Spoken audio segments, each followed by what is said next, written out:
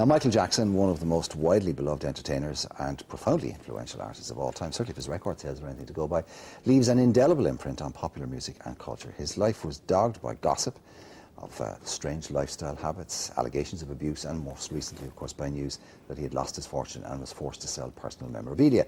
But who was the real Michael Jackson? Well, Dr. Patrick Treacy, a cosmetic surgeon, was a friend, had become a friend of Jackson's after the star became one of his clients.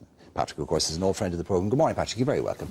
Good morning, Now, I understand you've got a careful line to walk here, because even though the man is dead, he was a client and there is confidentiality and privilege and all the rest of it. But the man, I mean, there's so much rubbish been written about him, Patrick. It's very hard to know what's myth and what's true. And, you know, sometimes you even wondered whether he was real. But he was a real human being. So, Absolutely. as a human being, what was he like in your experience?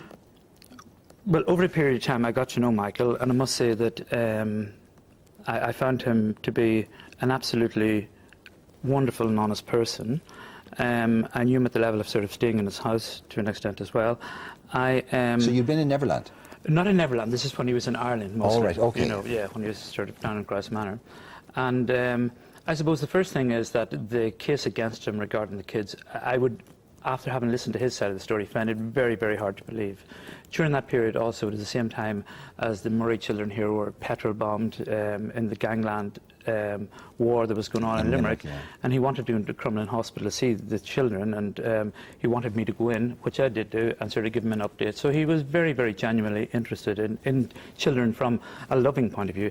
And his own kids, he got on really well with them. They really loved him as well, and, you know, sort of the way they responded to him was more so than I've seen in any sort of, you know, father-son relationship. When I say father-daughter there, it's very interesting. I was in Michael's house, you know, one day, and two of the kids had fallen asleep, and we both brought them upstairs to their bedroom, and at that stage Blanket was quite young and with long flowing hair, and he was ahead of me in the stairs. Did he call her Blanket as well? He did, yes. Well, and the funny thing is that I turned around and I said, "She's a beautiful child, isn't he?" And he turned around and he said, "Patrick, she is a he," you know. So it was quite interesting, yeah. I can't ask you obviously about your relationship with him in terms of what he was attending you for, but of course, as a boy, yeah. Yes. Yeah.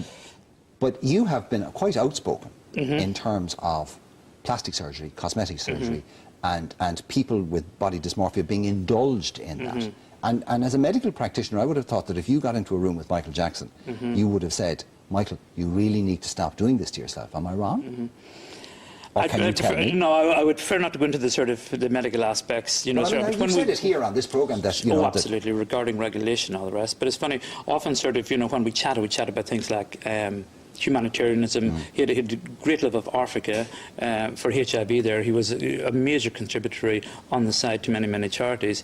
And one day that he was in Aylesbury, he turned around and he says, "I have somebody to talk to you on the telephone." And I turned around and he says, "It's Mandiba." I was thinking, Mandiba, grandfather, you know. I turned around, it was Nelson Mandela. The three of us had a chat, you know. So the whole other side of Michael, you know, he was such a... What was his, in as much as you can judge and in as much as you can say, what was his mental state? Because the reports are that the abuse case in California effectively left him devastated emotionally. He certainly became very paranoid of the media after that period. And I know he had said things to me like, "Patrick, one thing I don't want is to be another poorless black man when I die, you know, being ripped off by white, you know, sort of managers." And he had always this fear of that. And I mean, he mentioned, you know, sort of many of his friends, you know, sort of who we would know who'd have died, you know, sort of in the previous 20 to 30 years that would have been black musical artists that had sort of died penniless. So he certainly had a fear of that. Michael was very humorous, very comical, very intelligent, and, you know, you'd be looking through a book and you'd be looking at maybe a bird in a book, and he would turn around and say, "Oh, that's Lepidopterus genera," or something, you know. He had a deep interest in things medical as well.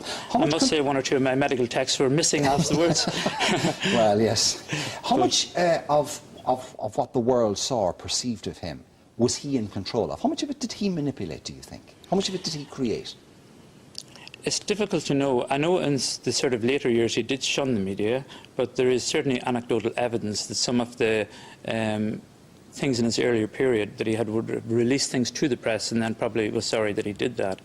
I think the press gave him a very, very hard time, and unfortunately a very, very hard time, maybe for the wrong reasons.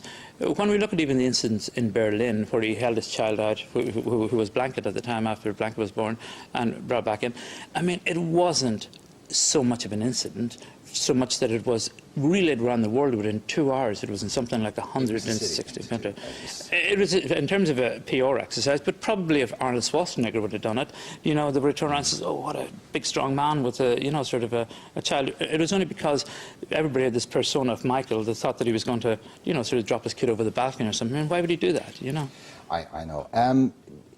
It's not unusual that a 50-year-old man will die of a heart attack, and there will be questions about that. We'll have to wait and see about the post-mortem. There have been reports that he was very frail. I mean, as a medical practitioner, when you saw him in Ireland, which is not that long ago, does he look physically okay to you? Did he look in good shape, or would you have had worries about him? I don't think there was any sort of suspicion of a cardiac problem at that stage. Yeah. Obviously, with the sort of London concert coming up, he had been under a lot of stress that would have done... well, he was struggling to make rehearsals. People were saying that he was finding it physically difficult. Absolutely. Of course, there is the anecdotal suggestions as well that Michael had a problem with certain medications, you know, and this could have been contributory. I certainly wouldn't like to preempt or well, it was admitted he was very badly burned during the making of a Pepsi ad, and apparently he had suffered fairly horrific skin burns, and he was on serious painkillers, which he had a problem with, and which he went to rehab to sort out. There are stories that maybe he hadn't fully sorted that out. We won't know. Very quickly before you go, Patrick, you know, there will be a huge amount of stuff written about the man by people who never met him and didn't know him. Sure. So if you'd like to kind of give a final word from somebody who didn't meet him and did know him, what would you say about him? What did he mean to you, and what was his legacy? Certainly, I think he was misinterpreted by the media.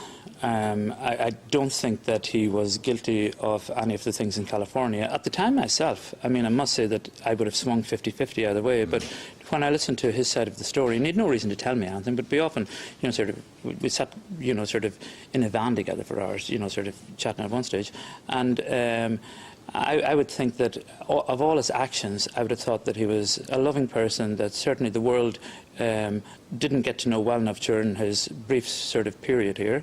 And I think that you'll probably find now he'll become a totally iconic figure, the same way as Elvis Presley did in his sort of period. And well, you see, when all the gossip and all the rubbish is all gone and it's wrapped around our fish and chips, there'll still be that wonderful body of music. You know, absolutely. And that will last longer than any of us and any of the tittle-tattle. Patrick, thank you very much. You're very welcome.